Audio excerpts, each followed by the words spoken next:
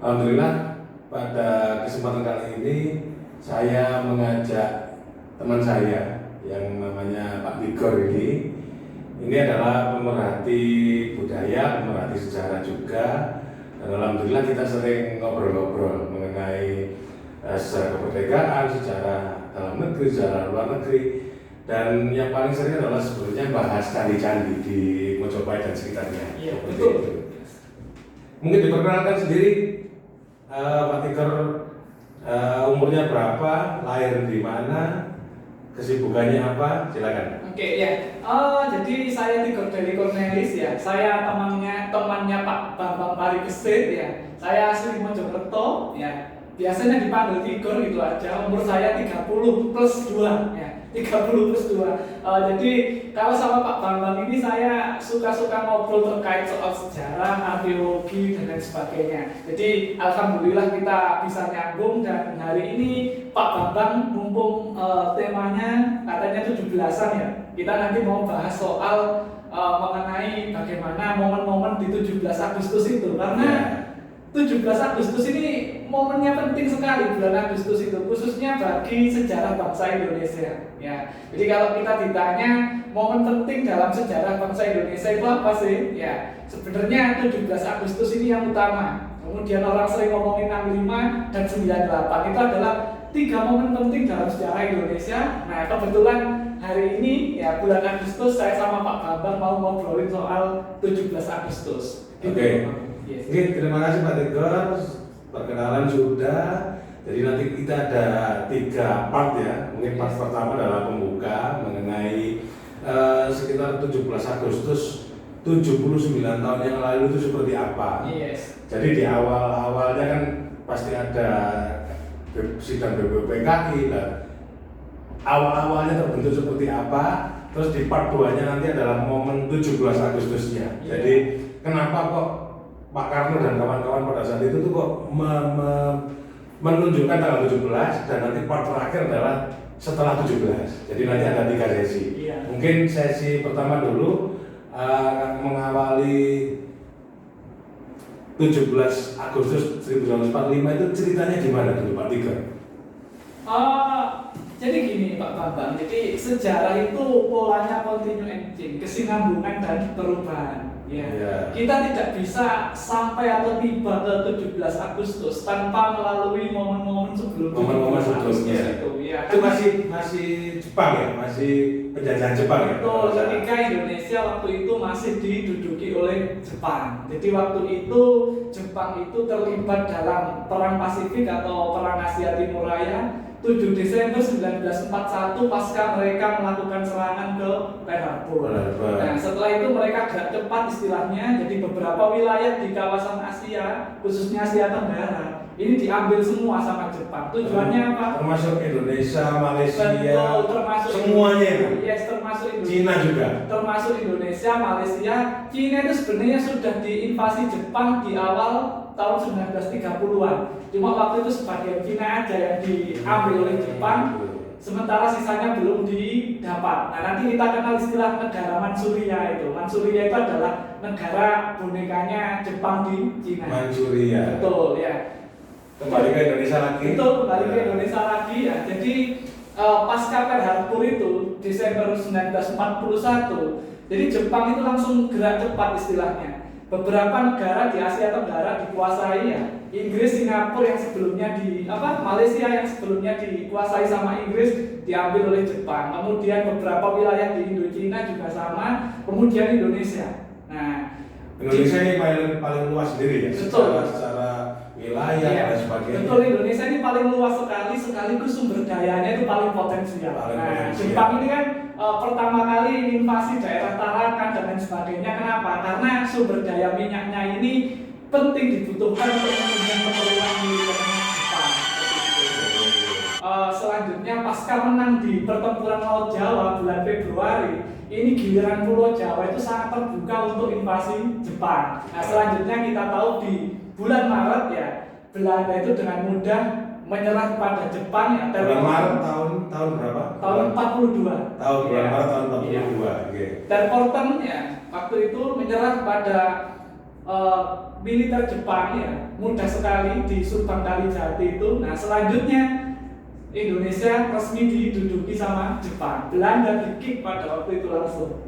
Yes. Langsung dalam gerak cepat, Belanda langsung tidak bisa berbuat apa-apa. Iya. Jepang masuk menguasai. Jepang masuk per 42 Maret tadi. Betul, per bulan Maret 1942. Ya. Jadi uniknya ini Jepang itu ketika mampu mengusir Belanda dari Jawa, dari Indonesia, responnya masyarakat Indonesia ini langsung positif sekali. Oh, kita ada bangsa Asia ya. Apalagi Jepang waktu itu punya propaganda 3A, Nippon Cahaya Asia, pemimpin Asia itu ya. Itu ya 3A itu ya. Yes, ya. Dia Jepang ini promosinya ke masyarakat di Indonesia. Loh, saya ini saudara tuanya bangsa Asia, termasuk saudara tuanya bangsa Indonesia. Tapi apakah bahasa Jepang tidak kesulitan untuk dengan bahasa Indonesia pada saat itu? Pas mempropagandakan masuknya ke Jawa atau ke Indonesia. Kalau melihat bagaimana rakyat Indonesia bisa memahami Jepang, sepertinya tidak ada kesulitan untuk melakukan propaganda itu. Jadi Jepang pada waktu itu humble ya, bersahabat, boleh mengibarkan bendera merah putih, boleh menyanyikan lagu Indonesia Raya. Kemudian tokoh-tokoh nasional kita seperti Bung Karno ya, yang pada waktu itu ditangkap sama Belanda, diasingkan, itu dipulangkan kembali ke Jakarta. Jadi ini seolah-olah membuat masyarakat Indonesia itu tertarik kalau nanti Jepang itu benar-benar bisa memerdekakan Indonesia. Jadi semacam Jepang masuk ke Indonesia ini adalah semacam apa ya?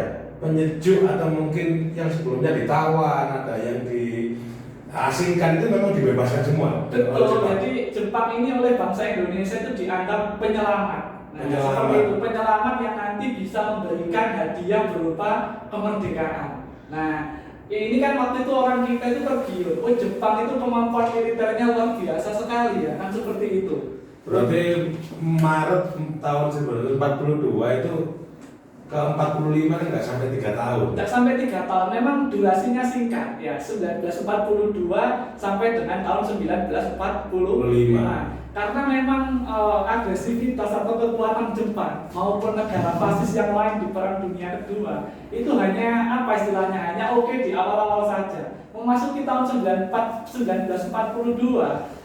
Jerman di Eropa maupun Jepang di front Pasifik ini kekuatannya sudah mencapai puncak. Nah, nanti itu ada pertempuran namanya pertempuran Midway, di mana armada Jepang itu akhirnya kalah melawan Amerika. Sejak kalah di situ posisinya berbalik. Jepang yang awalnya agresif terus ganti ditekan sama Amerika. Itu setelah penyerangan Pearl Harbor itu. Setelah penyerangan Pearl Harbor itu. Oke, jadi setelah cerita Jepang masuk ke Indonesia, kenapa kok bahasanya tuh saya melihat cerita dari mbah-mbah saya, kakek-kakek saya itu sampai mendirikan peta, sampai mendirikan BPUPKI, tapi nggak tahu versi Jepangnya, mungkin nanti Pak juga bisa jelaskan. Iya, jadi organisasi-organisasi yang didirikan Jepang ini sebenarnya fungsinya atau kegunaannya sebenarnya hanya untuk Jepang. Tapi nanti dari organisasi seperti PETA, HIO dan lain sebagainya, kita juga bisa dampak positifnya. Betul ya. Jadi organisasi seperti PETA ini kan organisasi militer. Pembela tanah air. Pembela tanah air, betul ya. Jadi ini kan organisasi militer.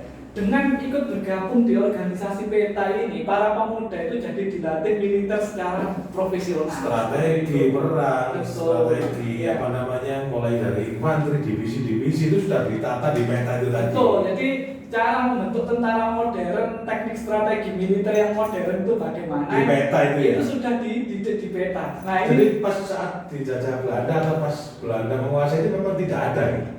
Tidak ada semacam divisi untuk orang Jawa yang membantu Belanda, nggak ada.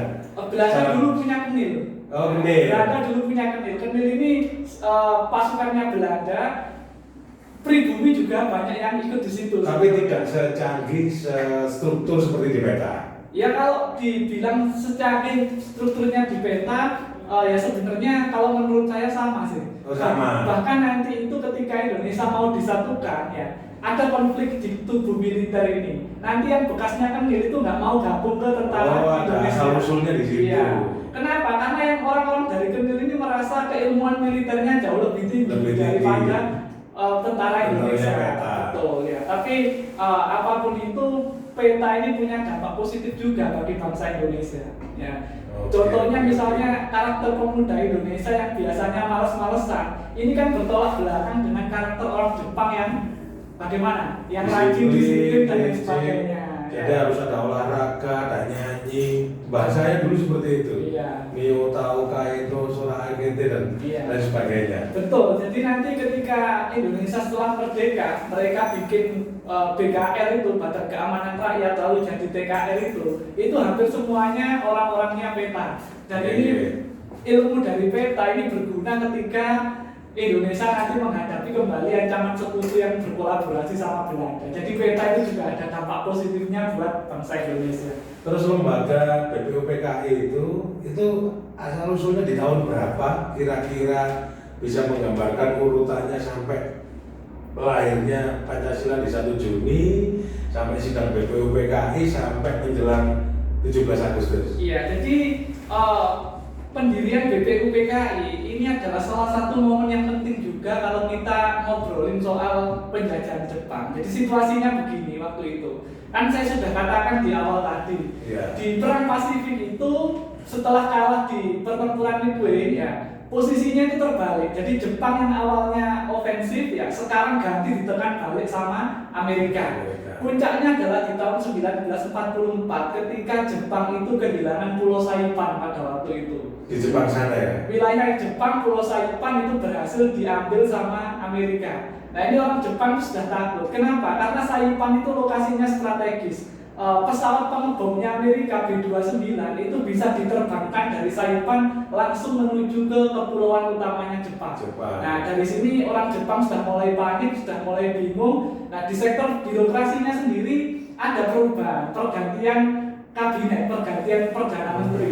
Nah, Hideki Tojo itu digantikan sama Kunaiki Koiso pada waktu itu. Pada saat itu. Betul. Nah, Kunaiki Koiso ini nanti yang bikin salah satu yang bikin kebijakan untuk membentuk BPUPKI. Tujuannya apa sih? Yaitu menarik semangat, menarik simpati masyarakat Indonesia supaya mereka itu lebih lebih giat lagi untuk membantu Jepang. Nah, karena nanti kalau Jepang menang, otomatis Indonesia bisa dimerdekakan. Pemahamannya seperti itu. Simpelnya seperti itu. Simpelnya seperti itu. Nah, akhirnya bulan April 1945 dibentuk namanya BPUPKI itu, Badan Penyelidik Usaha-usaha Persiapan Kemerdekaan Indonesia. Atau yang dalam bahasa Jepangnya namanya agak sulit itu, Dokuritsu Junbi Josakai atau apa itu. Iya.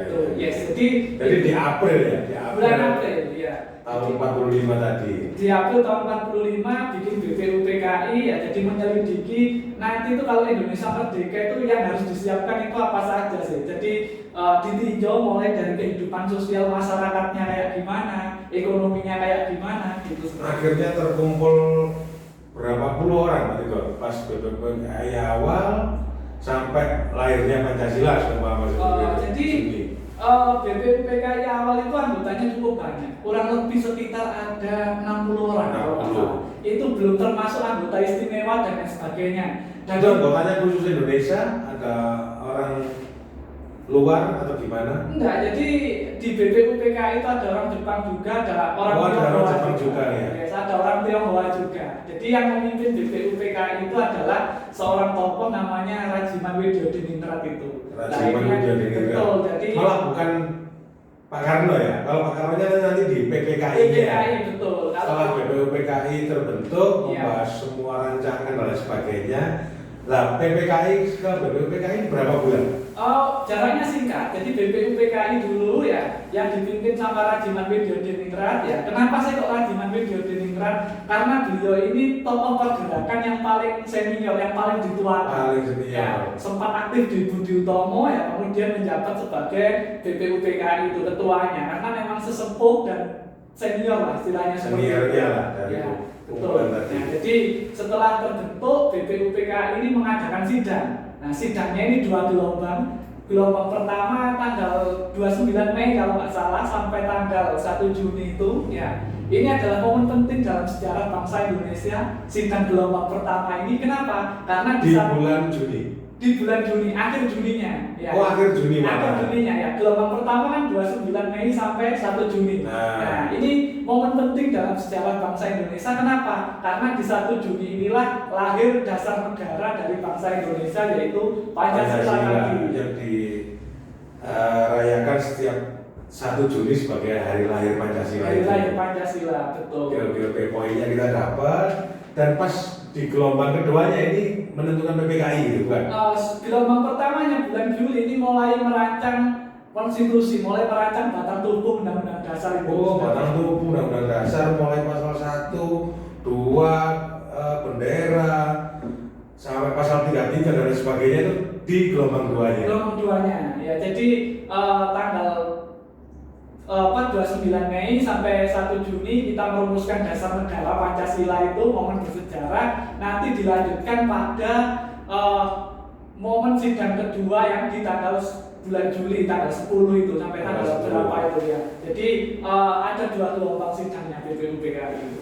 Oke, berarti ada 2 momen, dan di saat 1 Juni tadi kan sudah diputuskan pada saat itu BPUPKI dasar negara. Dasar negara. 5 sila dan lain sebagainya. Mungkin ada cerita sedikit mengenai dasar negara, ada perdebatan atau mungkin Pancasila versi awal itu seperti apa?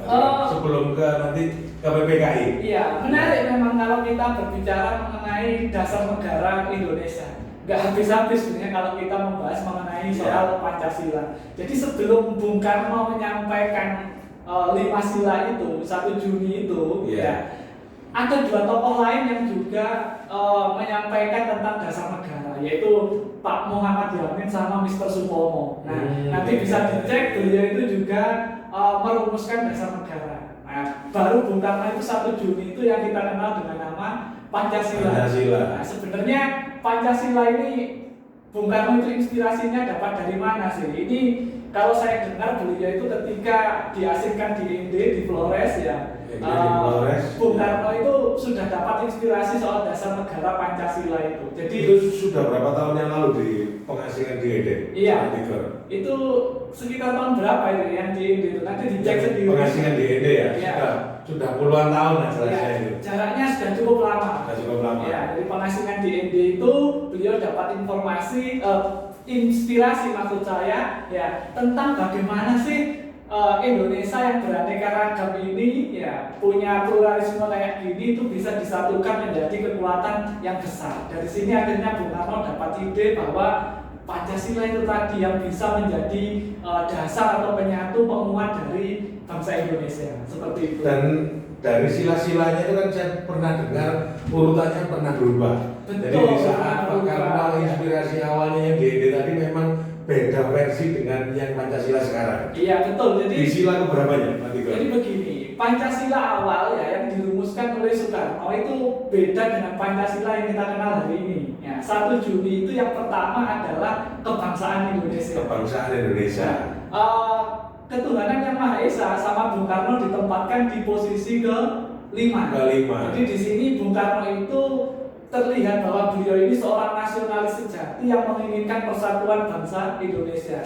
Persatuan dulu. Persatuan bangsa Indonesia dulu. Jadi fundament politiknya itu ditempatkan di posisi yang paling atas. Posisi pertama. Nah, ketika Bung Karno merumuskan 5 sila ini, langsung di situ terjadi yang namanya perdebatan.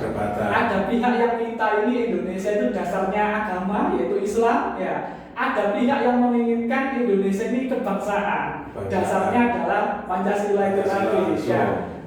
Negara Republik Kebangsaan pada waktu itu. Antara yang menginginkan bentuk negara Republik Kebangsaan dengan yang negara agama, ini seketika itu langsung terjadi perdebatan serius, menarik ya.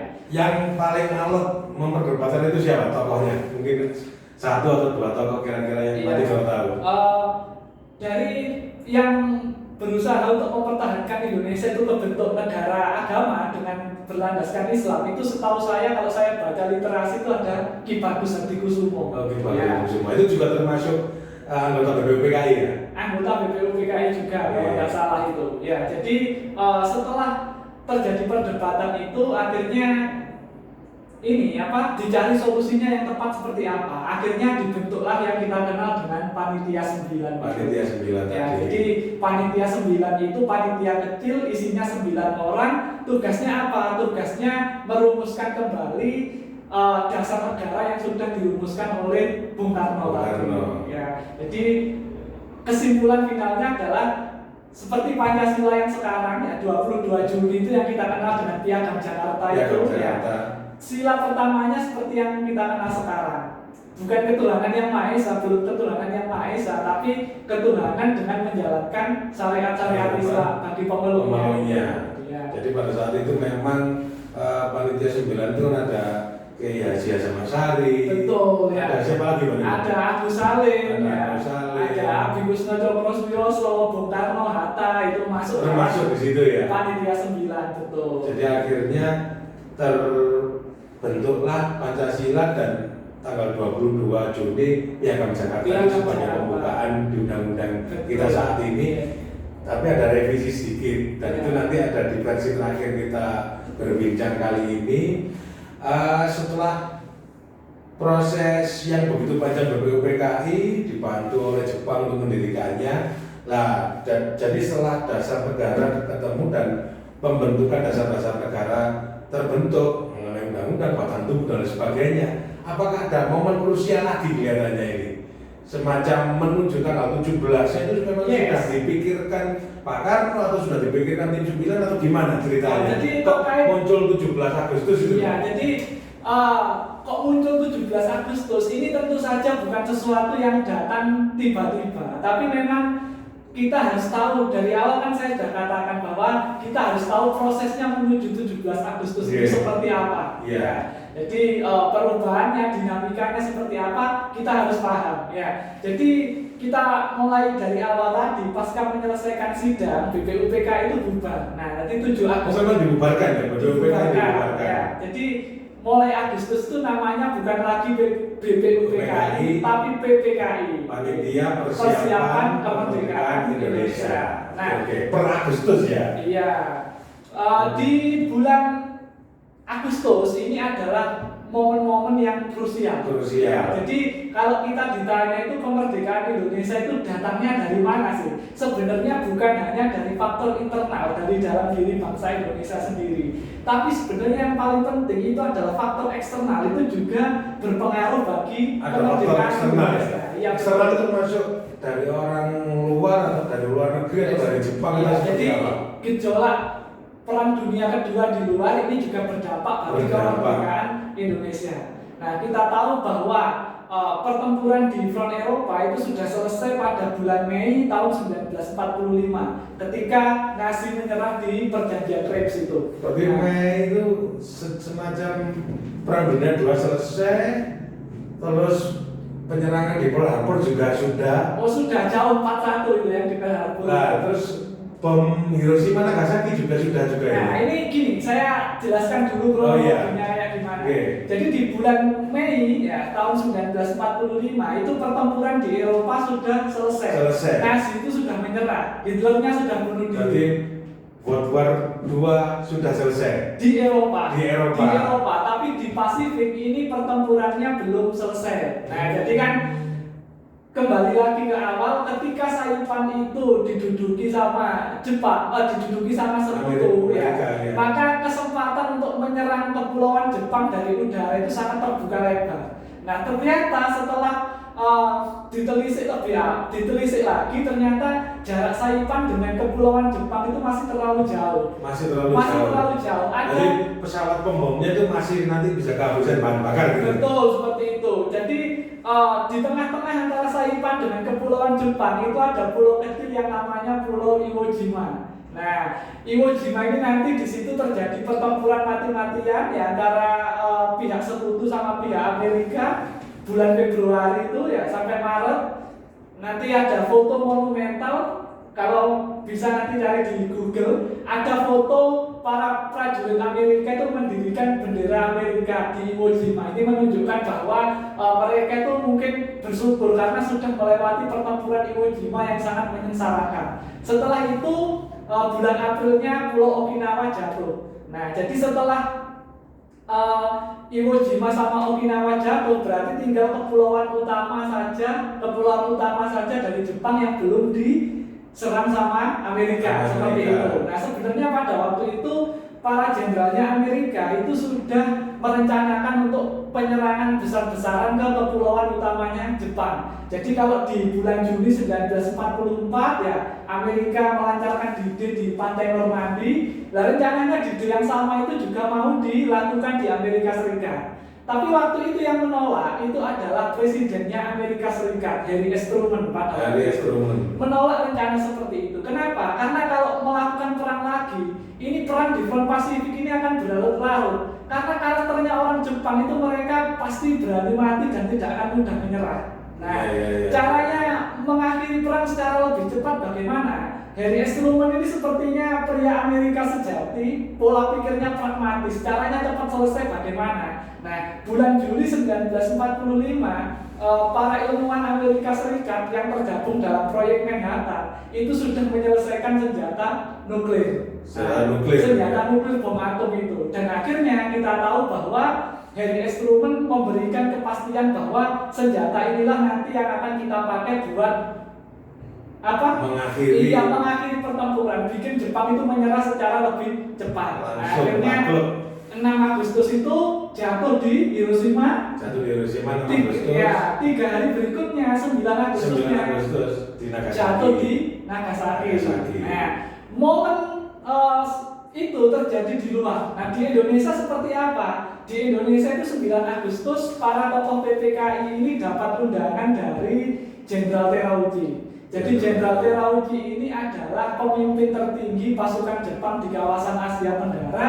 Markas besarnya ada di darat Vietnam. Jadi Soekarno-Hatta, Rajiman Widyodiningrat diundang ke sana, diajak diskusi ngomongin soal rencananya Jepang mau memerdekakan bangsa Indonesia. Nah, di situ Terauchi ini bilang Jepang itu bisa memberikan kemerdekaan Indonesia itu paling lambat kalau nggak salah tanggal 24 Agustus. Itu yang dibicarakan oleh Jenderal Jepang tadi ya. Iya. Jadi Pak Karno akhirnya semacam punya keyakinan. Betul. Jadi para pemimpin kita itu punya bukan semacam keyakinan, tapi punya semacam harapan.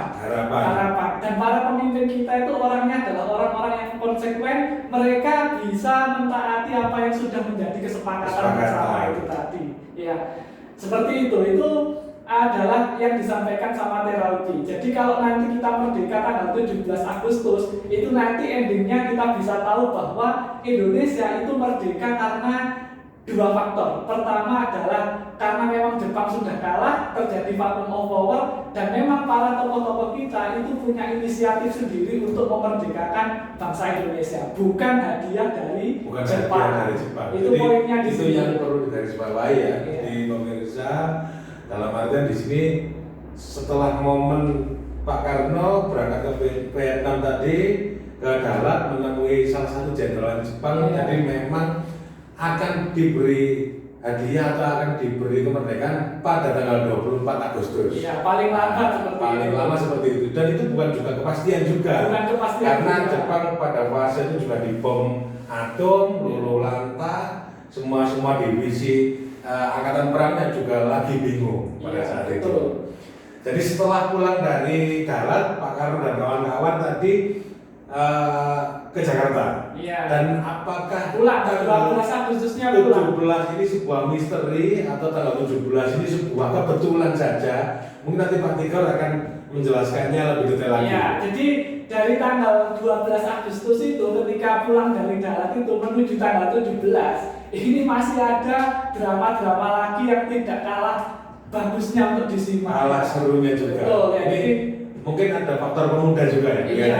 Jadi golongan pemuda ini adalah golongan yang paling bersemangat, golongan yang paling paling keras pada waktu itu supaya cepat-cepat untuk merdeka. Mungkin tokoh-tokohnya bisa disebut salah satu dua dari tokoh pemuda ini. Sebenarnya kalau kita bicara mengenai pemuda Indonesia itu banyak. Mereka itu orang yang kalau boleh saya katakan sudah berpikiran ke depan. Mereka berpikir kalau Indonesia itu nanti tidak jadi merdeka, publik internasional itu akan menilai kalau merdekanya nggak cepat-cepat dan nanti Indonesia merdeka, itu nanti publik internasional itu penilaiannya kemerdekaan Indonesia itu jangan-jangan dikasih sama Jepang. Oh jangan-jangan Indonesia ini anteknya fasisme seperti itu. Karena itu ketika dengar berita dari BBC, siaran radionya Inggris ya, Sultan Syahrir pada waktu itu, beliau itu salah satu tokoh pemuda yang luar biasa sekali, punya media berupa radio. Jadi radio ini itu termasuk barang mewah ya? Barang mewah pada waktu itu. Kalau sekarang iPhone-nya kita itu radio pada masa itu ya. Dari BBC ini, Sultan Syahrir itu dapat info kalau Jepang itu sudah menyerah tanggal 14 Agustus.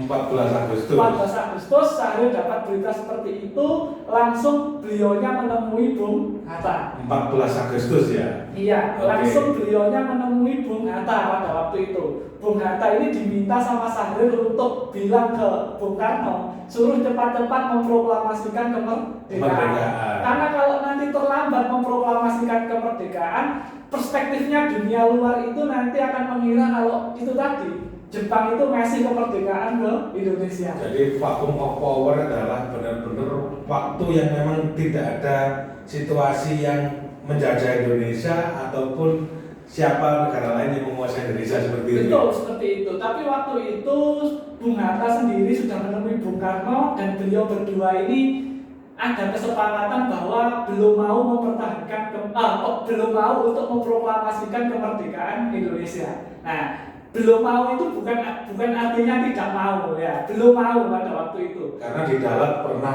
ngomong-ngomongan dengan Jenderal Jepang. Betul ya. Per tanggal 24 nanti. Betul itu. Jadi kenapa sih kok belum mau? Jadi karena Bung Hatta sama Bung Karno belum mau memproklamasikan kemerdekaan, inilah nanti kita kenal dalam sejarah Indonesia ada perbedaan perspektif tentang kapan Indonesia merdeka itu dari golongan tua dan dari golongan muda.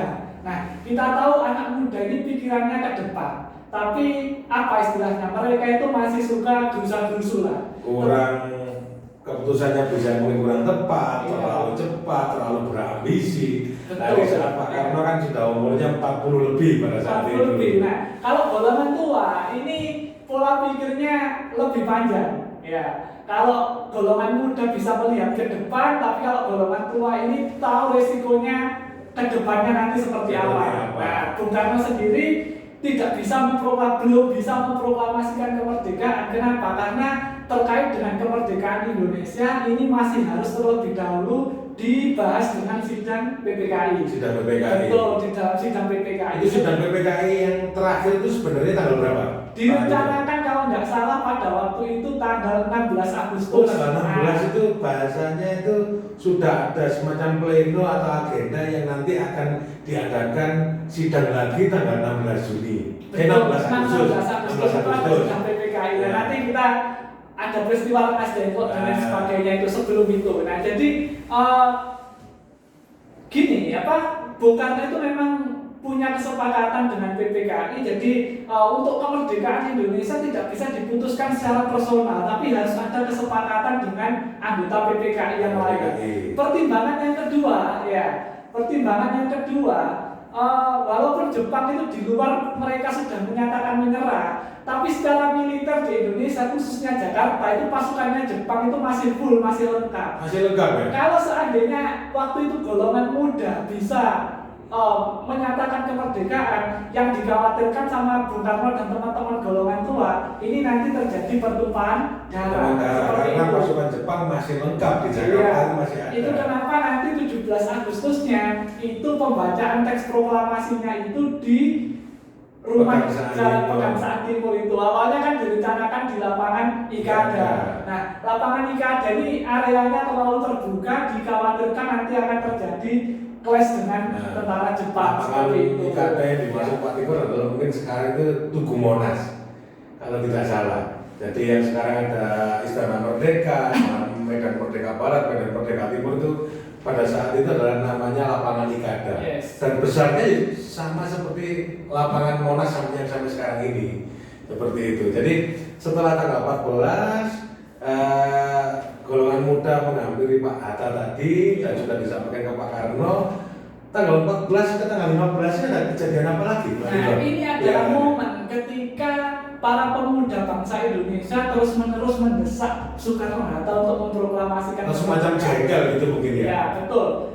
Jadi pemuda ini banyak. Ya, ada pemuda golongannya Sultan Syahrir ada yang dulu bergerak secara bawah tanah melawan Jepang itu, termasuk Amir Syarifuddin juga. Kemudian ada pemuda anti fasis juga, namanya Pemuda Menteng 31. Itu ada banyak ya, banyak ya. Grup-grupnya pemuda Ya, pada saat itu. jadi Pemuda Menteng 31 itu kalau tidak salah ada Khairul Saleh, ada Wikana, ya, kemudian ada DN Aidit juga yang nanti jadi pemimpin Partai Komunis Indonesia, itu juga tergabung dalam organisasi Pemuda Menteng 31 itu. Jadi itu memang Menteng 31 itu adalah pusatnya para pemuda anti fasis untuk melawan Jepang. Nah, salah satu yang paling keras atau paling berminat untuk mendorong Bung Karno dan Bung Hatta mempercepat kemerdekaan, ya dari Pemuda Menteng 31 itu. Ya. Betul. Ketika diadakan rapat pada waktu itu, Wikana itu mendesak Bung Karno, ayo Bung, sekarang aja kita merdeka. Tanggal 15 itu. Tanggal 15-nya, bahkan Wikana ini sempat mengancam, kalau istilahnya jenengan atau beliau itu nggak mau memerdekakan Indonesia, hari ini akan terjadi pertumpahan darah. Wikana itu mengancam Bung Karno seperti itu. Nah, akhirnya bagaimana? Soekarno diancam, akhirnya mengancam balik, diseret Wikana ke pojok ruangan. Bung Karno bilang kalau nggak salah, ini leher saya, kalau nggak percaya potong aja atau bagaimana itu bahasanya, saya lupa.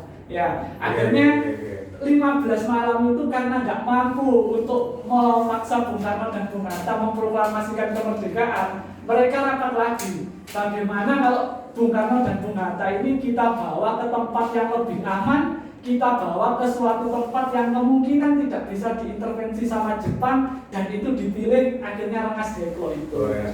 Dibawa malam sampai dini hari ke Rengas Dengklok. Jadi lokasinya kalau nggak salah ada di Karawang, Bekasi. Nah, sekitar jaraknya 40 km kurang lebih ya. Iya. Betul ya. Jadi di Rengas Dengklok itu pun belum ada kepastian Bung Karno mau memproklamasikan kemerdekaan. Belum pasti juga. Belum ada kepastian juga. Nah, 16 Agustusnya pagi, tadi yang saya katakan di awal kan ada rencana untuk sidang PPKI. Nah, tapi ternyata pada waktu itu pemimpin dan wakilnya PPKI, Soekarno sama Hatta, waktu itu nggak ada di tempat. Dicari oleh Ahmad Subarjo tadi. Ahmad Subarjo ini bingung, lah Bung Karno sama Bung Hatta itu kemana ini kok nggak ada. Akhirnya setelah ditelisik akhirnya tahu kalau Bung Karno sama Hatta ini dibawa ke Rengas Dengklok. Nah, berkat negosiasi antara Ahmad Subarjo sama Wikana, akhirnya Bung Karno itu bisa dibawa kembali ke Jakarta. Jadi yang jemput ke Rengas Dengklok itu Mr. Ahmad Subarjo, betul. Oke. Berarti akhirnya di saat sudah ada kesepakatan 17 Agustus harus proklamasi tadi, akhirnya pemuda juga tensinya turun, Pak Karno dari Rengas Dengklok balik lagi untuk mempersiapkan tanggal 17 besoknya. Tanggal 17-nya. Nah, sesampai pulang di Jakarta 16 Agustusnya itu ya, Bung Karno dan Bung Hatta nggak jadi itu ya, nggak jadi rapat PPKI lagi ya? Kelihatannya nggak jadi waktu itu. Langsung ke rumahnya Laksamana Meda atau siapa itu malamnya itu? Bukan, sebetulnya waktu itu ketemu dulu sama Nishimura. Nishimura ini adalah salah satu perwira militer juga dari Jepang ya. Nishimura ini mengatakan kalau Jepang itu sudah tidak punya kuasa apa-apa lagi. Bahkan Jepang itu harus menjalankan amanatnya negara-negara sekutu kalau Jepang itu harus mempertahankan status quo-nya seperti itu. Jadi harus keluar segera dari Indonesia, tidak boleh ngatur-ngatur Indonesia. Mempertahankan posisi status quo. Jadi itu artinya supaya di Indonesia itu tidak terjadi huru-hara apa-apa, itu Jepang itu dapat perintah dari sekutu supaya mempertahankan situasi seperti itu, status quo-nya dipertahankan. Ini kalau nggak salah waktu itu Bung Hatta yang nggak terima waktu itu juga. Ya, akhirnya setelah tahu sikapnya Jepang seperti itu yang sudah menyerah dan menuruti kemauan sekutu, akhirnya para pemimpin kita ya sudah, kita bertekad, kita merdeka dengan inisiatif kita sendiri. Nah, akhirnya ada Laksamana Maeda itu yang menyediakan rumahnya sebagai fasilitas untuk menyusun persiapan kemerdekaan Indonesia. Jadi memang semacam teks proklamasi, terus diketik oleh Sanyu Timul itu memang di rumahnya Laksamana Maeda berarti. Betul, jadi Laksamana Berarti teks proklamasi sebelumnya hari sebelumnya belum ada berarti. belum ada, jadi proklamasi itu ditulis 16 Agustus malam itu kalau nggak salah. Ya. Oke, berarti akhirnya kita tahu bahwa 17 Agustus yang memang tadi itu inisiatif dari mana kan banyak proses dan banyak cerita di balik itu. Betul. Dan bukan 24 Agustus yang sudah dijanjikan jenderal yang ada di darat. Jadi Seperti itu. intinya begini Pak Bambang, jadi intinya momen 17 Agustus itu apa sih? Intinya momen 17 Agustus itu pertama ya kita harus menjawab terlebih dahulu karena selama ini masih ada pertanyaan bahwa Indonesia merdeka itu seolah-olah hadiah dari Jepang. Nah, ini perlu kita luruskan, bukan hadiah dari Jepang. Kenapa? Karena pasca menyerah dari sekutu 15 Agustus, 14 Agustus itu, Jepang itu sudah nggak punya kuasa apa-apa lagi terhadap Indonesia seperti itu. Jadi Indonesia merdeka itu karena para pemimpin-pemimpin kita, karena founding father kita punya inisiatif sendiri untuk memerdekakan bangsa Indonesia dengan membaca situasi politik perang dunia, situasi politik internasional dan lain sebagainya itu. Kita bisa memanfaatkan momen itu untuk mengambil inisiatif memerdekakan bangsa Indonesia.